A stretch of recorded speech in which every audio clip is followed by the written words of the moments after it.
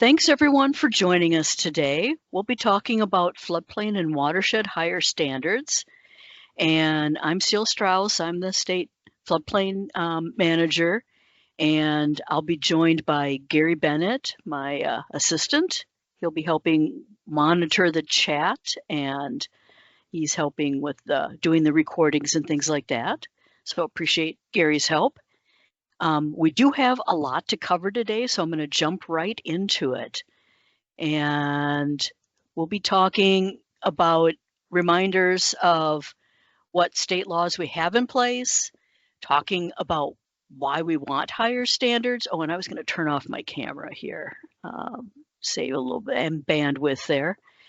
And we'll spend the bulk of the time talking about some specific higher standard examples, and then a little bit about some other related areas to encourage preservation, restoration of the natural beneficial functions in our floodplains.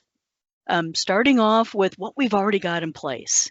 A few years ago when we had our 50th anniversary of our floodplain and shoreland rules, we talked quite a bit about that watershed year of having those statutes in place since 1969, and some of those key dates for regs that for floodplain, our rules came out in 1970. So our rules have been in place, very little change to them since 1970. We have from the beginning had several higher standards than the federal minimums. Instead of requiring lowest floors to be right at the 100-year or the base flood elevation, we require at least a foot of freeboard, and we take into account any stage increase that we get from dividing the floodplain into floodway versus flood fringe. And speaking of floodway versus flood fringe and the stage increase, the federal regs allow that increase to be a foot. And in Minnesota, right from the beginning, we've said max of a half a foot, giving some flexibility in those more rural areas, but not allowing any increase if there are existing buildings in some of the more populated areas where we already had buildings right next to the floodplain or in the floodplain. We do limit uses. Most buildings are prohibited in floodway, and we've got some stronger language about not storing things in the floodplain that are pollutants than the federal standards. We've got this example here of, this is the FEMA mapped floodplain. Your ordinances say you must regulate in that FEMA mapped floodplain, but we've also got state rule that says those areas that are adjacent to that mapped floodplain and below the flood elevation, you're also regulating, recognizing that the maps were not perfect, especially those older maps. And as time goes on and we get delineations based on better elevation data, that will be corrected eventually in the future, and it'll show that area in the floodplain. Many of our communities, all of our counties have, for the unincorporated portions, have shoreland regulations. Those are some great higher standards that we've got in the state. Those apply within 1,000 feet of the classified lakes and within 300 feet of the rivers or to the edge of the floodplain, whichever goes further. And within shoreland areas, we have some regulations on setbacks for the buildings, limiting what's allowed in our shore impact zones, half that setback distance, minimum lot sizes. We look at concerns with bluff protection, setbacks from the top of the bluffs. We have impervious surface limits. We've really got a lot of good higher standards that are basics in Minnesota if you've got those shoreland regs. One thing that sometimes folks forget is that within the entire shoreland, we do have the requirement that you're meeting minimum elevations. That if you know the flood elevation, you're using the regulatory flood protection elevation. Otherwise, if you don't have that, the shoreland rules have said for over 50 years that you're taking 3 feet above the ordinary high or highest known water level. And that can help with regulating a lot of the areas near the mapped areas also. Like in this example, the 1,000 feet from this lake goes out quite a bit further. And we do have 8 counties that don't have FEMA maps. So those shoreland rules are especially important in those counties. And because we have those shoreland regs, that was why FEMA didn't prioritize mapping those counties, because most of the development was on lakes, and we do have the shoreland standards. A couple other rules that you guys know about: our public water program, where we regulate, you need a permit to do anything in our public waters and public water courses. And since 1991, we've had the Wetland Conservation Act, so we've had some additional requirements for the other types of wetlands that were not part of our public water inventory. And our buffer project that was done a few years ago. And there is the map showing whether they need the 50-foot buffer or the ROD, the 16.5-foot buffer. And that we've heard some great stories about success stories about how those buffers have been helping in water quality in different parts of the state.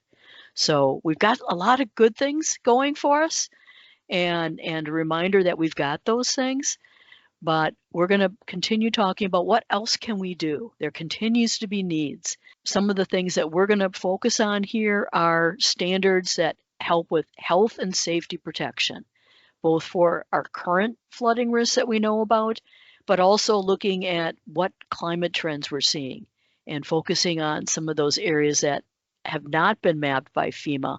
FEMA tends to focus on the bigger lakes, the river areas. They don't focus on some of those smaller flooding sources or the pluvial or the urban types of flooding. Another advantage of higher standards is if you build safer and higher, you're going to save money on your flood insurance premiums. If you are higher, a community rating system community, we only have 8 or 9 in the state right now, but those communities that have the community rating system, they get points for having higher standards, better outreach, for having done flood reduction projects.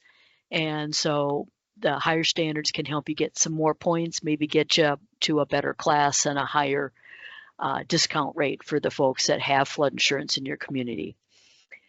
Then we're also going to focus on some of the things that are really more of a watershed level concern, that we're looking at preventing increases in flooding by decreasing runoff throughout the whole watershed. It's not just our map floodplain or our shoreland area that's contributing to flooding, that it really is a watershed approach we need to be looking at.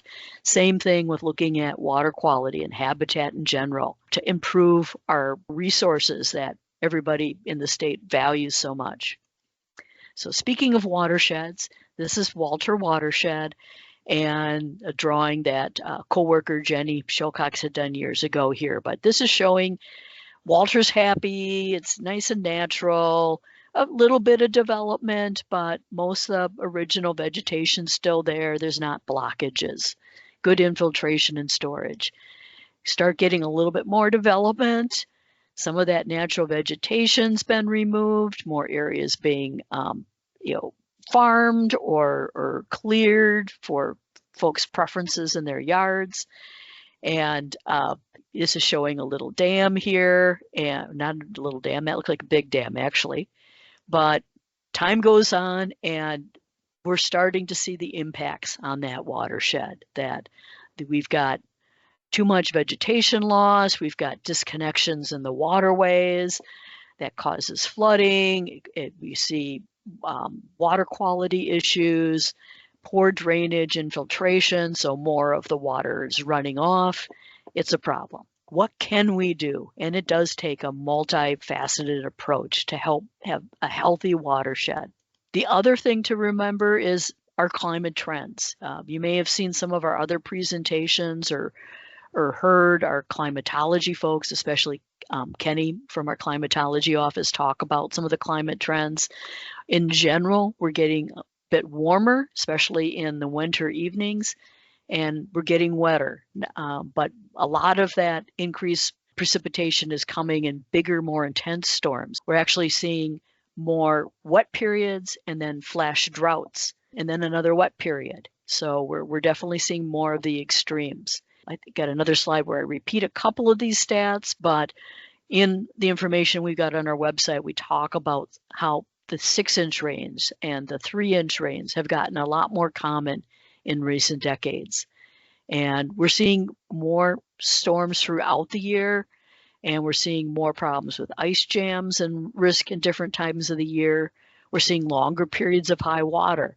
In 2019 was the peak there. We really had, well, we had the highest 7-year running high in 2019, and we had water levels up on the Mississippi and other major rivers for a longer period of time. And we're starting to see more risk of landslides when you have longer periods of precipitation and wetness. You do see more problems with the landslides.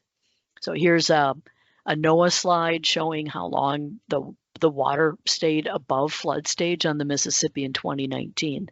That hasn't changed. Last winter, a lot of folks are calling it the winter that wasn't. We didn't have that much snow. We had a lot of records for highs. We had rain around Christmas time that December, and we can talk about the shorter ice cover periods. We've given presentations and had articles about how the ice cover periods have been shortening over time, and that makes a difference. If you can see more of this information and links to this information, we have a climate trends page. If you want to see more data, you can go to this link here, the Climate Trends Map, and it's a fairly user-friendly site. And you can look at the county level or the watershed level. You can look at a couple connecting counties, watersheds. You can even go down to deer permit areas or parks, state parks. But you can look at precip or temperatures and look at what kind of trends you're seeing in your area. If you haven't played with this site, you probably want to take a look at it sometime. The other thing that's relatively new is in September, we got this page posted talking a little bit more about what are some of the trends that we're seeing, what's happening. And that's kind of putting it in some more plain language terms, some of the main trends that we're seeing, and having some graphics that might be helpful. What does it mean section? We go here and we talk about what we're seeing, the erosion that we're seeing along some of the riverbanks. And if we go into each of these sections here on, one of them is more about impacts of precip and one is more about the warming trends. And we have on each of those pages, we've got a series of little animations, starting with a more natural situation and then showing just the impacts of land use. And then another one, which is this example here, which shows the impacts of land use and the warmer trends that we're seeing. And then we've also got a series of trends that are more focused on precip and the higher water we're seeing and the erosion that we're seeing more. So helping educate on what are the trends we're seeing? What do we want to avoid? Why are we taking some of these higher standards and getting them into our ordinances? Some other risks, groundwater, high water tables in some areas are a big concern. And especially during the higher precip periods where we've got a long period of wet weather, we're seeing more problems with those high water tables.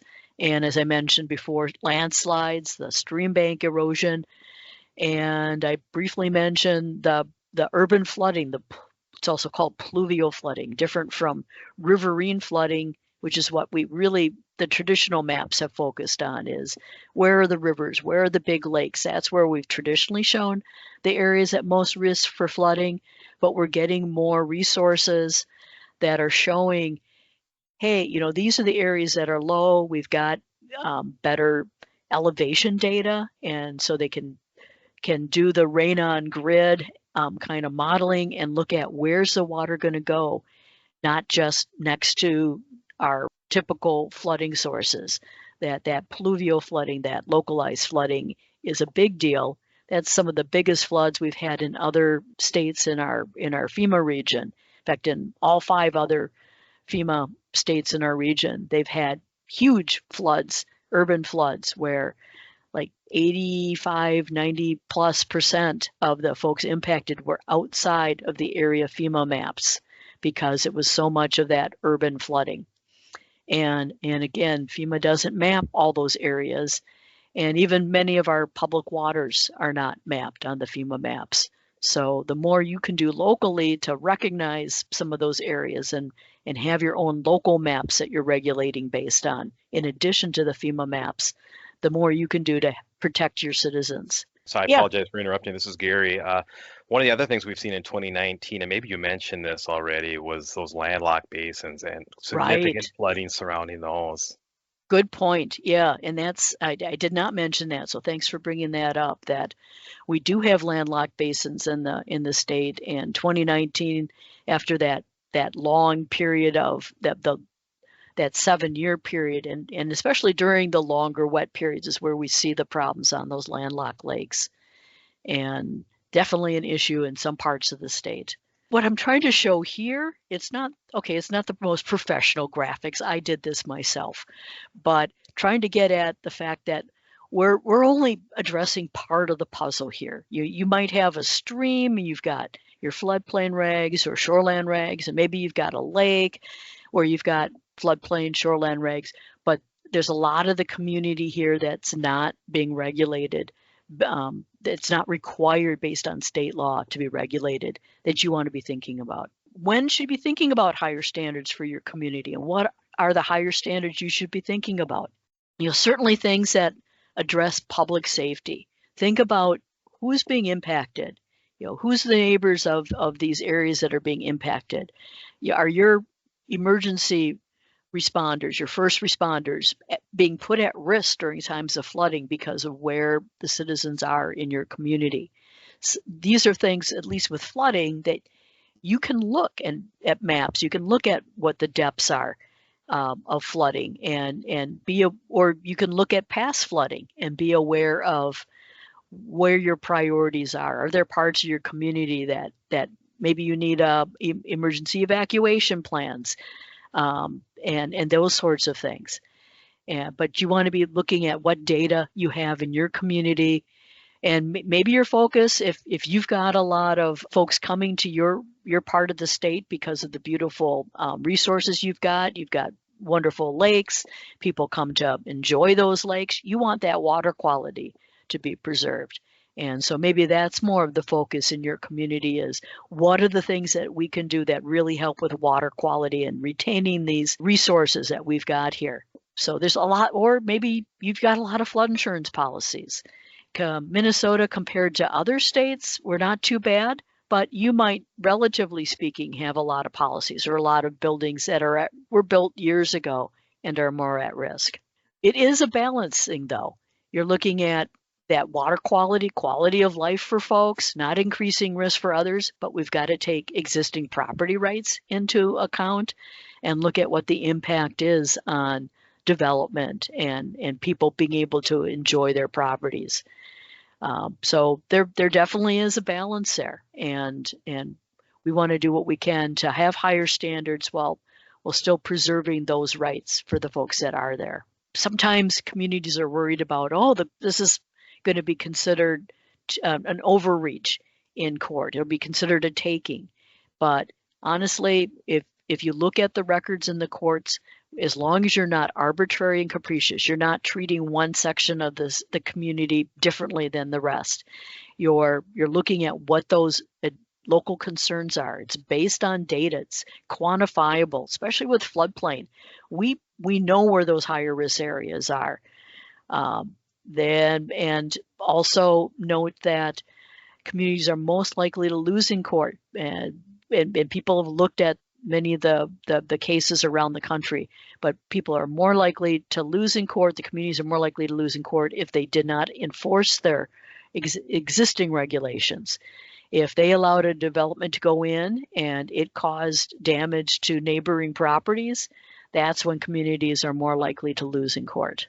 And the Association of State Floodplain Managers, a national organization that's been around for many years, they had their first legal questions coming out. That pamphlet there came out back in 1984.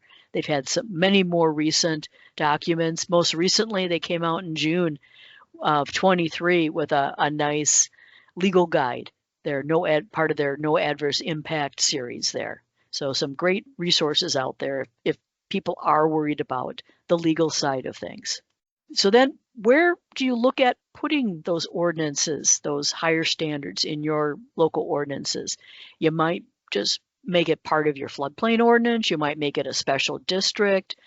There's a lot of different directions you can go, and that's a local decision where it makes sense. And some of it's going to depend on what your priorities are. Are your priorities more the quantity issues that you're really addressing more in your floodplain section? Or are you looking more at the water quality and reducing the runoff in general? That might be something in a shoreland or special protection district that you've got. Speaking of the floodplain ordinance, though, in our Minnesota model, starting, it's probably been 5-6 years at least, we started showing recommended higher standards more clearly in blue bold font. We had been showing it in comments on the side, but now we're making it that much clearer and putting it in the model ordinance. We used to have some separate modules we'd provide to communities, but found that putting it right in the ordinance so you could see where it goes in the flow, but making it clear that that is something optional or that might be a higher standard. Some of those blue bold areas are more clarification. Some of them are actually not higher standards, but many of them are.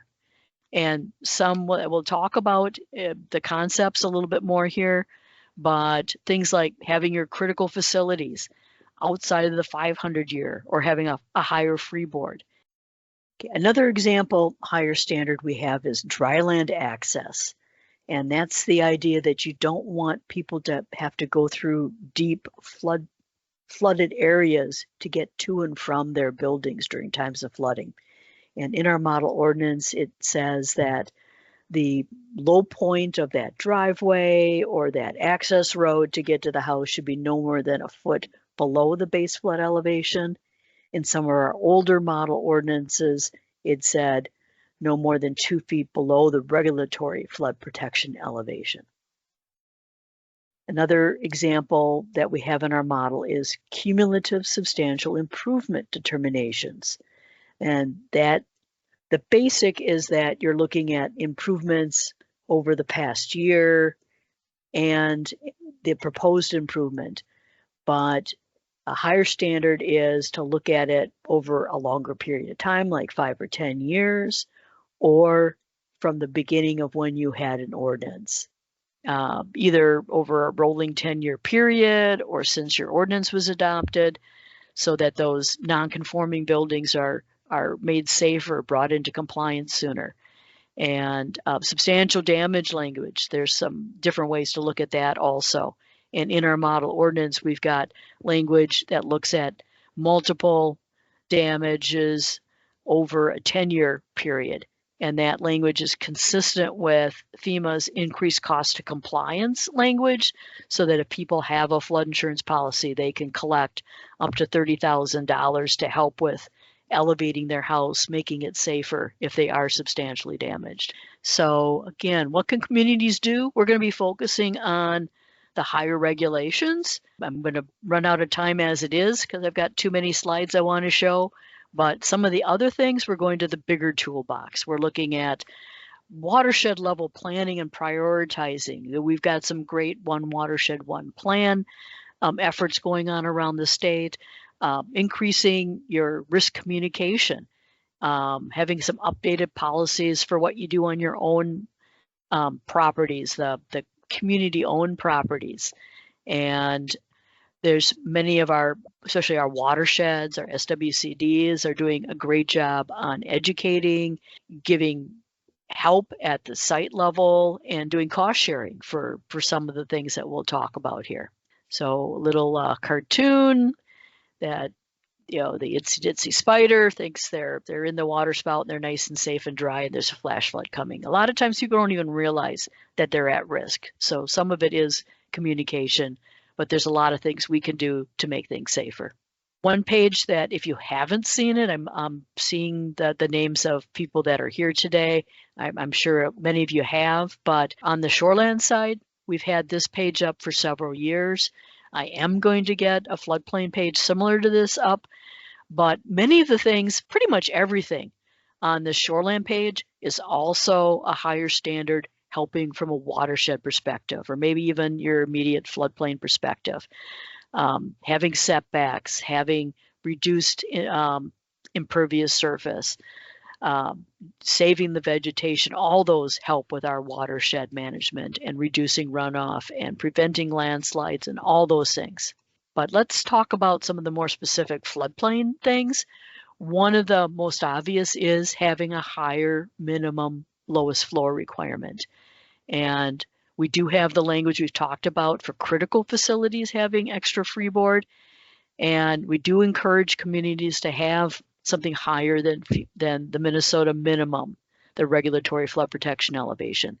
And remember that our regulatory flood protection elevation is the 100-year plus any stage increase due to creating the floodway versus flood fringe. So that could be 0 to half a foot plus another foot. So we're talking 1 foot to 1.5 feet above the flood elevation. And the example I'm giving here is in Malheur County, they showed their board what they have to do to calculate the RFPE. Hey, we have to look at this map. We have to figure where the site is along the cross sections here. We have to go into the flood insurance study and we figure out where that cross section is. And we figure out what that stage increase is. And the board agreed, well, gee, this is kind of complicated. Let's just go ahead and use 2-footer freeboard. We'll always be meeting the state minimum, and we give us a little bit of extra protection. So that was a great way to educate on the benefits of going to a 2-foot versus using just our regulatory flood protection elevation. Another thing to keep in mind is the more recent HUD rules. They went into effect, oh heck, it's getting near a year now. And they went into effect in April and basically says that for new construction after the first of the year, so we're in that time period, anybody who's getting a new building permit and they're building in the FEMA mapped floodplain, then they must have a 2-foot freeboard. So have their lowest floor at the flood elevation plus 2 feet to be eligible for an FHA loan. And the FHA loans are used heavily by especially first-time home buyers and making it a more affordable option. So we're really encouraging communities to look at adopting at least a 2-foot freeboard. You might want to consider a higher standard, but make your decision makers, your board, your council aware of this requirement. And especially if you've got folks that they're not the wealthy people. They want to be able to have the option to have an FHA loan. That's something to make your decision makers aware of, in addition to the higher protection that you've got with a 2-footer freeboard, because we are seeing more of those big storms that go beyond what's shown as a 100-year flood. And the trend is toward more of those big storms. And if you would like help with that language, we do have it in our latest model ordinance, and we can certainly just provide the sections in your ordinance that you would want to update. There's a couple other things in our more current ordinance model that we would encourage communities with an older model to look at. One is the 15-foot of fill around non-residential buildings. That's been removed in our more recent model ordinance because that's not actually in state law. Only the 15-foot of fill around residential buildings is in our state law. So again, you can contact us. This floodplain.dnr@state.mn.us is a generic email that I and Gary and Ricky Hoffman, who's newer with us in the past year, and Ricky's doing a lot of our ordinance work and starting to do some of our floodplain check-ins also. Some of you may have talked with Ricky over the past 6 months. And Ricky's saying hello, and he's got his camera on for the moment. Okay, thanks, Ricky. So moving on. So beyond having just a higher freeboard, what are some other things that we can do to reduce risk? One area is to look at what can we do outside those risk areas that are on the FEMA maps. I've already talked about how the areas that are adjacent to the FEMA mapped areas that are below the base flood elevation, they're already required to be regulated in your ordinance and in your community. But there are some other ideas that are higher standards, optional things you could be looking at. One concept is the regulatory floodplain concept. And we were talking about this for a little while. We thought we were thinking our state regs required this, but then in our legal counsel said that, no, it's not real clear that our state model or state rules do require that. So we are calling it a higher standard. But when you're looking at the mapped areas, they're showing what's that 100-year without taking into account that, hey, we're allowing filling in the flood fringe. That's going to cause a rise. Also, we're saying that we have at least a foot of freeboard. So if we take our regulatory flood protection elevation into account, that is a foot to a foot and a half higher than just the 100-year that's shown on the maps. And realistically, that's not just stopping at the edge of the mapped floodplain, that is covering a wider area. So the concept of looking at what would that wider area be in your community and being proactive and making sure you're regulating that area. If it's within the shoreland district, you're already regulating that area, but maybe in more riverine areas, the 300 feet for the shoreland doesn't come out that far, and you might want to look at this concept. Another reason to be aware of this concept is this is basically the same concept we have with the federal flood risk management standards. And that's been around in concept for many years, but FEMA adopted rules in September, and they're now regulating these areas. If there's federal money involved, they look at a freeboard, either 2 foot for most projects and a 3 foot of freeboard if it's a critical action, or they'll look at the 500-year, whichever goes higher. But they're looking at, you take that flood elevation plus that 2 or 3 foot freeboard, and you go out that horizontal area. That's the area they're saying, this is the federal flood risk management standard floodplain. So if we have federal money involved, they're going to be looking at making sure that those projects meet higher standards, that they're resilient for that higher flood situation. We're expecting that to be most prevalent when we have federal disaster declarations.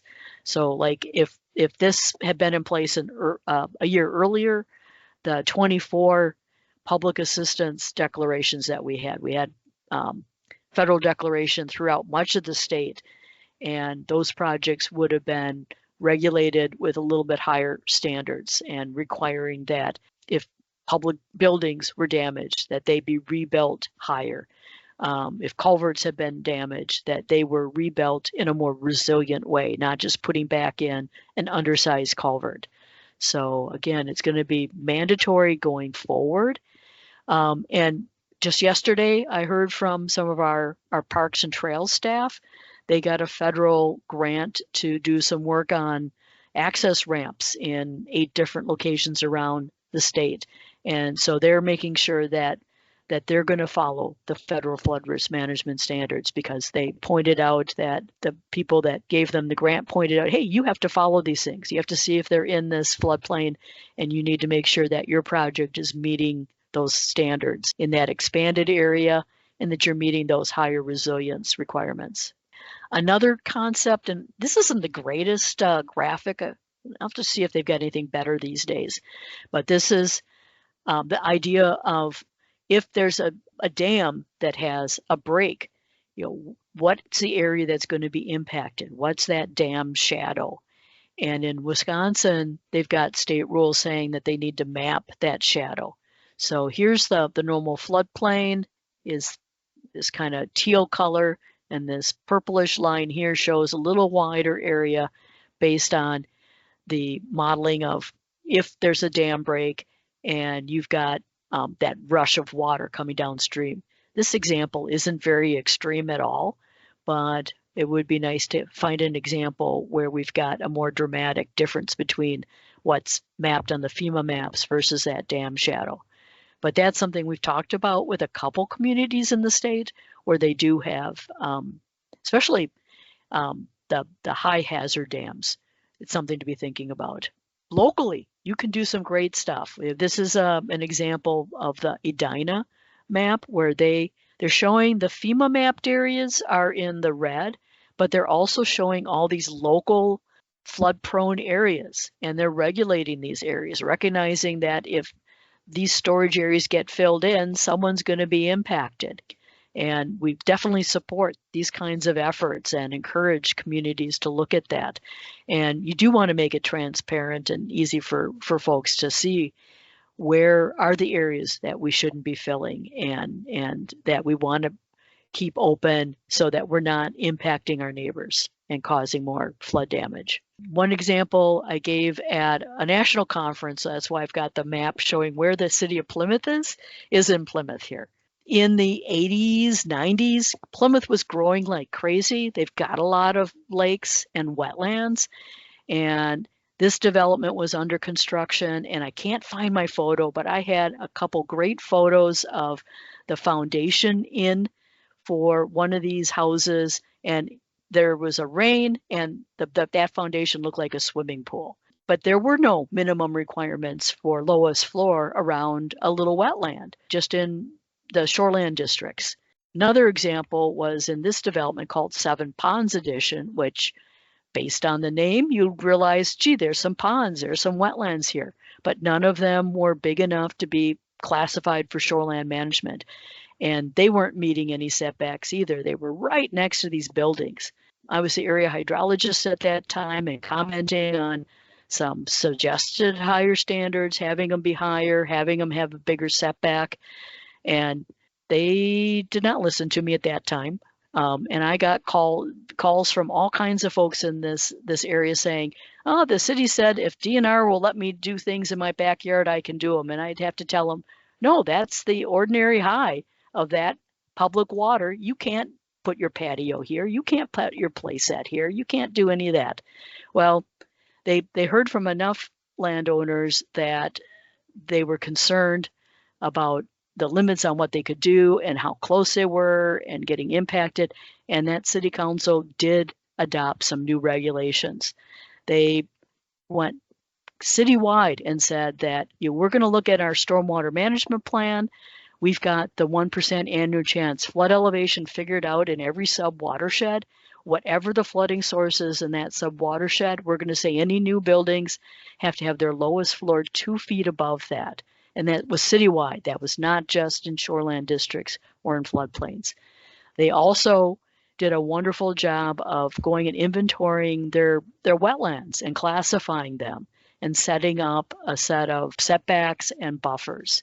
And this was all going on in the early 90s. So here's an example of a higher quality wetland. This is a graphic that came from something I got at the city. And so they're showing they've got the buffer, they've got a setback, and they had monument requirements that they actually put markers here. They had these nice little City of Plymouth wetland buffer boundary markers.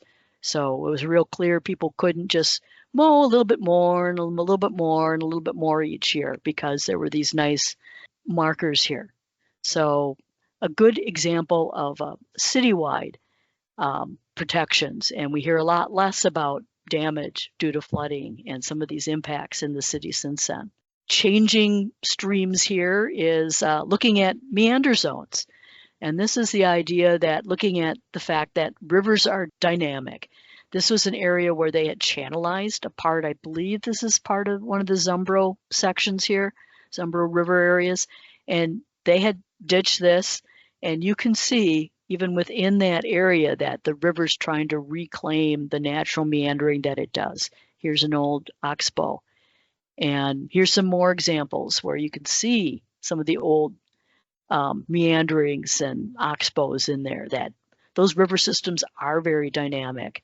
Here's an example where, well, here it had done some moving. The river had been over here, it moved over here, and during this flood, I can't remember if it was the 2007, 2008 floods, one of those in the 2010s, or the 2000s, I should say, where this stream moved. And if you've seen our trainings, you've probably seen this picture before. That was a picture of this area here that I took from this railroad was going across here. This road was here. And this is a picture of this area. They were meeting reasonable setbacks before that flood. It wasn't that they were sitting closer than required to the river, but rivers are dynamic. So we really encourage looking at having some kind of a buffer zone through here where you're allowing for the meanders to occur. And there is some options to put some science behind that. And that's something some of our DNR folks would help with. They've got this meander belt concept looking at the bank full versus the meanders and calculating what kind of a meander belt you would need. We've got a lot of information on our river ecology unit page talking about some of these concepts and some of the recommendations and giving some recommendations of what to do. And other states in Washington, the state of Washington, they've got some very nice regulations, and they've been doing this for many years. So you can look at what they've done, what they've learned from their experience. And more recently, they've updated their site. They've got a video, they've got events talking about some of these related things, and they refer to it as a public-private partnership. So if that's attractive, you might want to look at what they've got on their site. And Vermont is another state where they're very advanced in the river corridor concepts. And they've got this relatively new citizens handbook on how streams work. And so some really nice resources that some of our other states in the country have done some really nice work. Moving on, just talking about how in unmapped areas that you can think about some other standards. One is that if you're a city that you don't have shoreline management regulations now, for shoreline management, they divided all the communities into tier 1, 2, 3, and 4. Tier 1 and 2, which included all the county unincorporated areas and the cities that had more lakes where there was development occurring.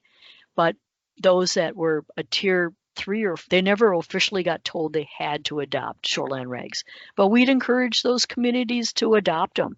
Or if you've done annexing and you're in an area that's got some of those classified lakes or water courses, think about adopting the shoreline regs. And you can go to this site here, and I will send out PDFs of the slides that you can be using some of the links to see some of the places I'm talking about.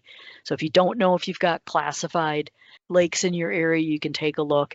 The other thing that's a priority that we've started talking about is doing a shoreland light ordinance for the communities that they're not required to get shoreland ordinances, but we'd like to encourage them to at least adopt some of the most beneficial higher standards that are in those ordinances. So making it easier, shorter, focusing on some of the things that are a bigger priority for your community. But again, we encourage minimum elevations and setbacks in the whole community. Moving on, talking about critical facilities. A few slides here just showing why you want to be looking at those critical facilities. Many of you probably remember hearing about the Cedar Rapids flooding, and you had, I believe it was a prison and a hospital and like City Hall, all really impacted due to that flood. Or here in Owatonna, we've got the water supply being impacted. A lot of places where the major utilities, nursing homes, fire police, wastewater treatment, water plants, some either critical or higher priority facilities that you want to be concerned. Here's a hospital example, the well house. Some of these that they've made some improvements, some of them that they still have to deal with this when they do have a bigger flood. So, and even in the national training, this example from Rochester, from the 78 flood, which is a really big flood in Rochester. And they have this picture of the first responders just standing helplessly at a nursing home, and there were several people who died in this situation. So we really do encourage higher standards for those critical facilities. Looking at the requirements in the ASCE 2414, the American Society of Civil Engineers, I think that stands for. It's Bulletin 24, came out in 2014. They divide buildings into classes. Class 3 is those schools, prisons, large group facilities where they say they should at least be a foot above, which is what we've got for our state minimums. Class 4, they call the essential facilities, and they say that those are the ones that should be at least 2 foot above or outside the 500 year, whichever's higher. I want to point out that an update, a 24 update just came out in December or November, came out in late 2024, and there's going to be even higher requirements. I was trying to find a nice summary of those, didn't find that yet. I know there'll be some summaries of those coming out. You have to pay to see this document, so I don't have a copy of that document yet, but we do expect some summaries to come out. But they were talking about like the 750 year and the 1,000 year being used for some of these higher critical facilities. I will also mention that in our state rules, the current rule 1335 addresses floodproofing.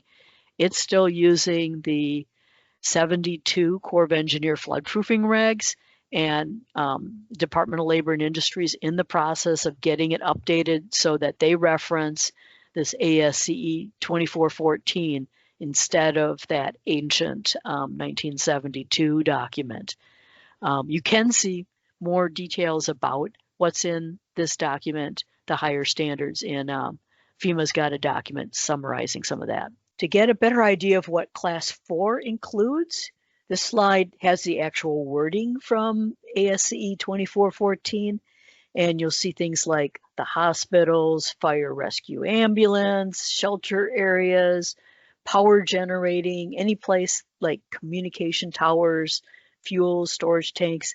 So anyway, this is just a listing of the actual wording of how they define the critical facilities that are in Class 4. In our model ordinance, we do have some wording based on the ASCE 2414 because eventually it's going to be state law. I don't know if it's going to be a couple years or more, but we do have that in our model ordinance as blue bold language.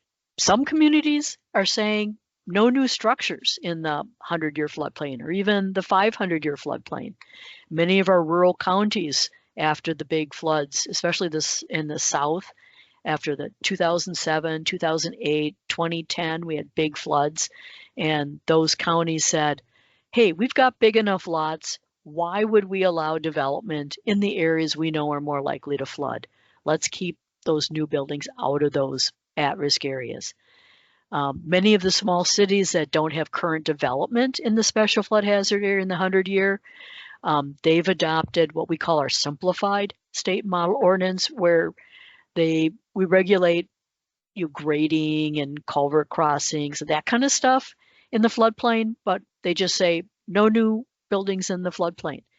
We got other places in the city we can develop. We're not going to develop there. And again, higher minimums than the state rules you can always do at the local level. That's a local decision to protect your citizens and your future residents. So here's some of the examples. Nicollet County for quite a while has been saying no new buildings in the 500-year, and Chisago and Dodge, and I think Mauer also, you might have some higher standards.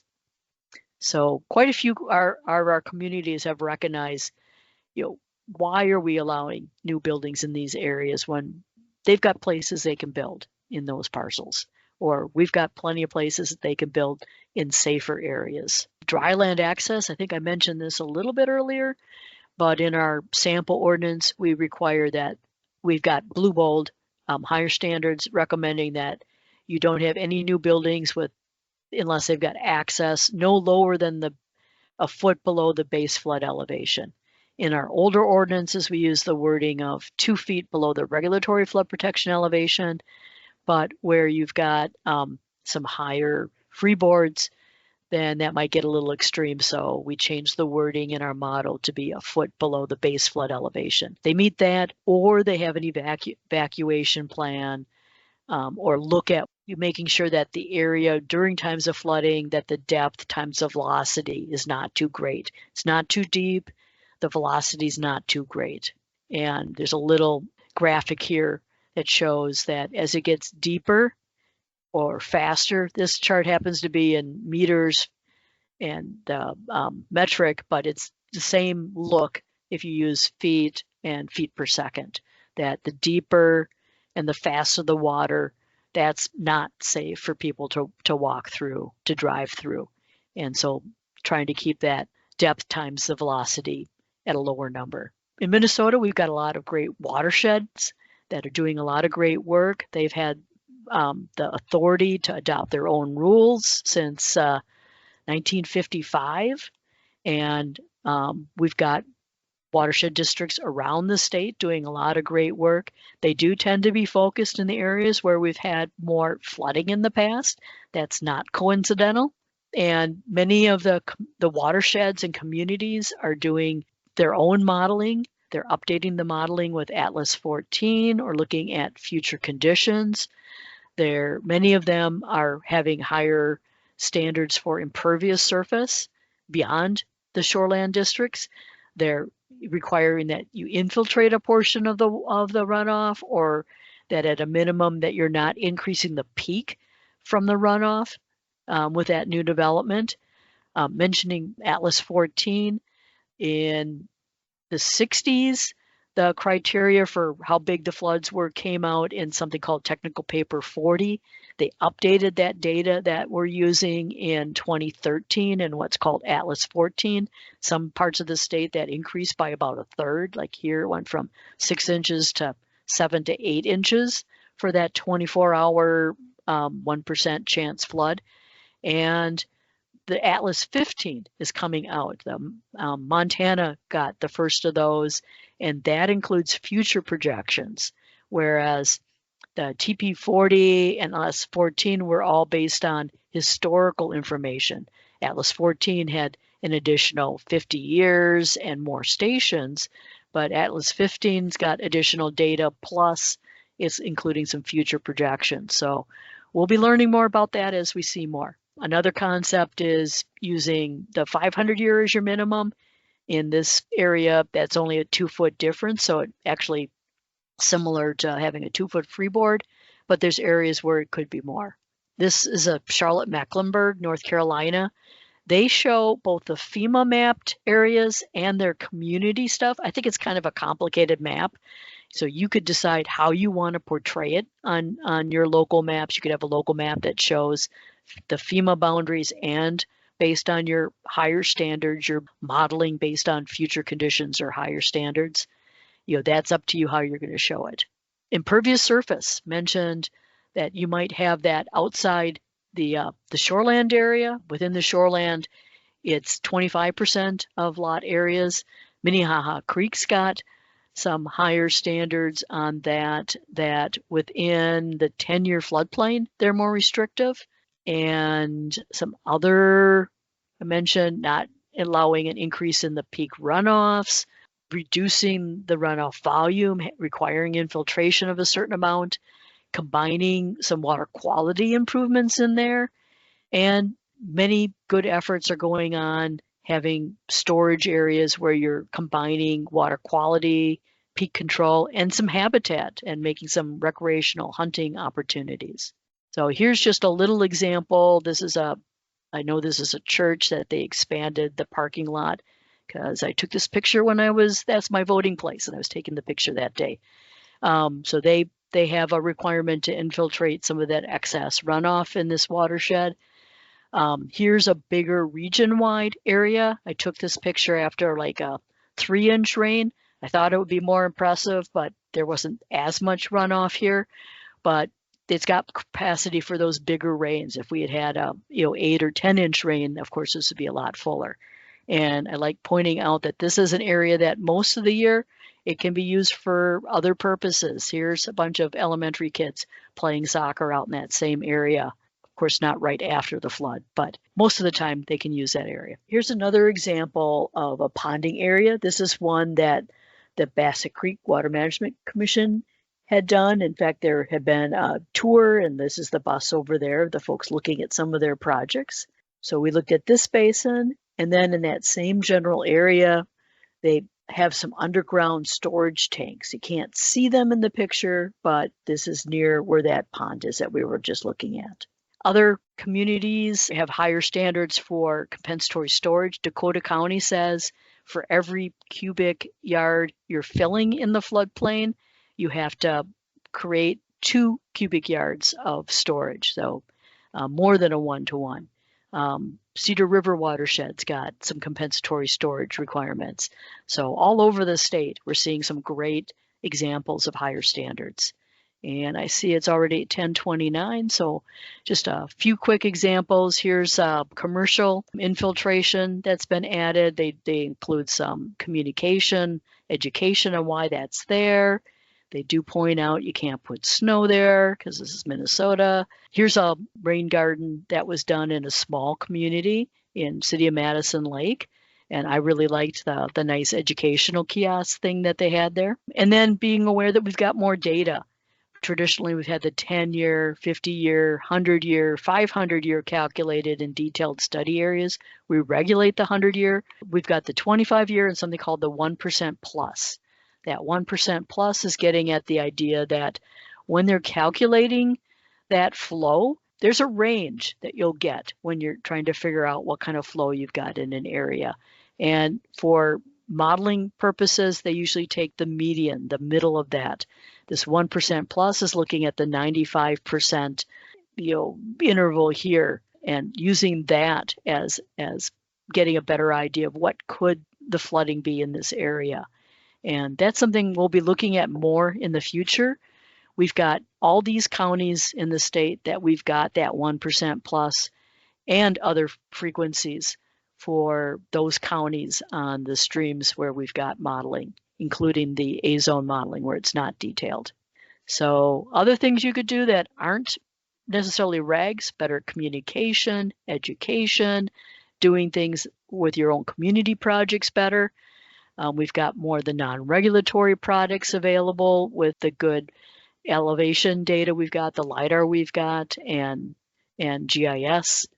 So that can help with educating. We've tried to get more about the benefits of natural vegetation.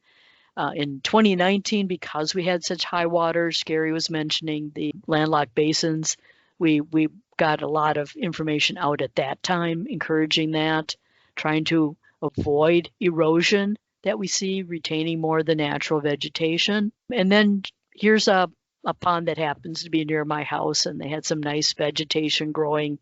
They had a little bit of a area next to the actual walking path that was mowed, but unfortunately they were going and mowing the whole area and cutting down. I had taken this picture just off the path before they cut, and this is after they cut. So luckily, they're actually in the process of making most of that into a prairie area now, working with Friends of Mississippi River. But encourage you to look at some other higher standards and have better protection for your community.